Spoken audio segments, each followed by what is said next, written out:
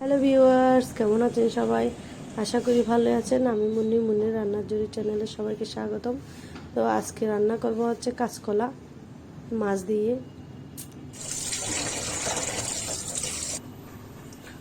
এগুলো হচ্ছে বাটা মাছ, বড় বাটা। এগুলোকে আমাদের চট্টগ্রামের বাসায় নাকি হরুল্লা বাটা বলে। আপনাদের অঞ্চলে কী নামে ডেকে থাকেন অবশ্যই জানিয়ে দেবেন। মাছগুলো বাজার থেকে কেটে আনছে, তাই আপনাদেরকে গোটা মাছ দেখাতে পারছি না, কিন্তু মাথা দেখে তো চিনা যাচ্ছে এগুলো বড় বড় বাটা মাছ। সেগুলো রান্না করা হবে কাঁচকলা দিয়ে।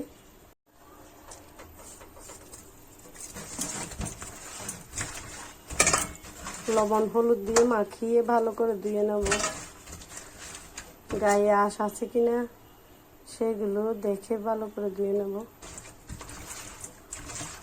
কথায় আছে না, মাছ ধোয়াই মিঠা, মাংস ধোয়াই ইটা।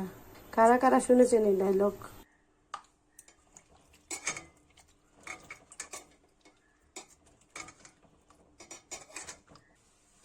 কাঁচা কলার কষ চলে যাওয়ার জন্য একটু হলুদ দিয়ে মেখে রেখে দেব, আর মেখে একটু ধুয়ে নেব।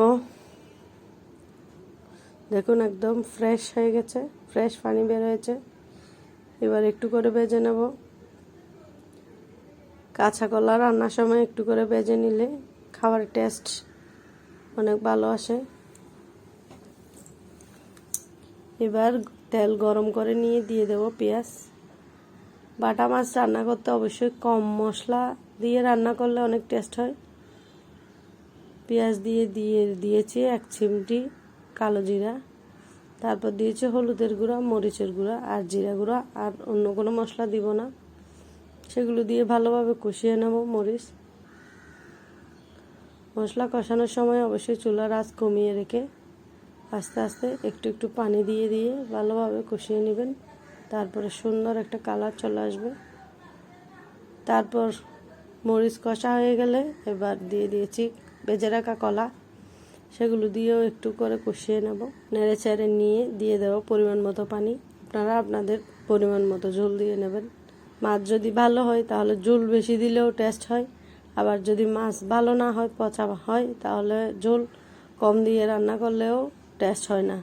আমার মাছগুলো দেখে আমার সহজ রান্না যদি আপনাদের ভালো লেগে থাকে অবশ্যই লাইক কমেন্ট শেয়ার করে পাশে থাকবেন। আর যারা লাইক কমেন্ট শেয়ার করে পাশে আছেন তাদেরকে অসংখ্য অসংখ্য ধন্যবাদ। আমি ঘরোয়া মশলা আর কম মশলা দিয়ে রান্না করার চেষ্টা করি। তাজা মাছ একটু জল দিয়ে রান্না করলে, মাছের ঝোল খেতে পছন্দ করে সবাই, ঝোল দিয়ে খেয়ে নিতে পারে।